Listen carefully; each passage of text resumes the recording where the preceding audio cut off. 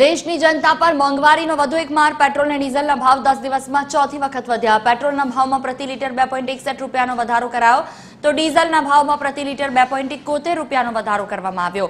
આજનો પેટ્રોલનો નવો ભાવ 101.66 રૂપિયા થયો છે તો ડીઝલનો નવો ભાવ પહોંચ્યો 97.78 રૂપિયાએ। 15 થી 25 મે દરમિયાન ચોથી વખત આ ભાવ વધારો ઝીંકવામાં આવ્યો। 15 મેના રોજ પેટ્રોલ ડીઝલમાં ₹3 વધાર્યા હતા તો 19 મેના રોજ પ્રતિ લીટરમાં 90 પૈસાનો વધારો કર્યો હતો।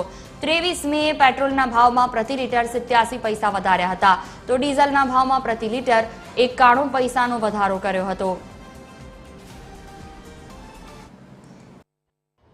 ફરી એક વખત પેટ્રોલ અને ડીઝલના ભાવમાં વધારો થતાની સાથે જ સુરતી લાલાઓ જે છે તે હવે આ ભાવ વધારાથી ત્રસ્ત થઈ ગયા હોય તેવું લાગી રહ્યું છે, કારણ કે સરકાર દ્વારા પેટ્રોલ અને ડીઝલના ભાવમાં સતત વધારો કરવામાં આવી રહ્યો છે અને હવે આ આંકડો પેટ્રોલના ભાવનો 100 ને પાર થઈ ગયો છે। તેને કારણે સુરત જેવા ઔદ્યોગિક શહેર ઉપર સ્વાભાવિક છે કે તેની ખૂબ જ અસર દેખાઈ રહી છે, કારણ કે સુરતની અંદર ટ્રાન્સપોર્ટેશનનો ખૂબ જ મોટો વ્યવસાય છે અને ખાસ કરીને સુરતની અંદર જે મેન્યુફેક્ચરિંગ થતી વસ્તુઓ છે તે સમગ્ર દેશમાં ટ્રાન્સપોર્ટને આધારે થતી હોય છે, પરંતુ હવે જે પ્રકારે પેટ્રોલ અને ડીઝલના ભાવમાં વધારો થયો છે ત્યારે ઉત્પાદન ખર્ચમાં પણ ખૂબ મોટો વધારો થવા જઈ રહ્યો છે અને તેની અસર જે છે તે સુરતના ઉદ્યોગ ઉપર પણ થશે અને સાથે સાથે પેટ્રોલ અને ડીઝલના ભાવ વધારા થતાની સાથે જ મધ્યમ વર્ગનું જીવન પણ ખૂબ જ કપરું બનવાનું છે, કારણ કે કેન્દ્ર સરકાર દ્વારા સતત જે છે તે આ ભાવ વધારાના સંકેત આપવામાં આવી રહ્યા હતા અને તેના પરિણામે આજે 10 દિવસની અંદર 4 વાર જે છે તે પેટ્રોલ અને ડીઝલના ભાવમાં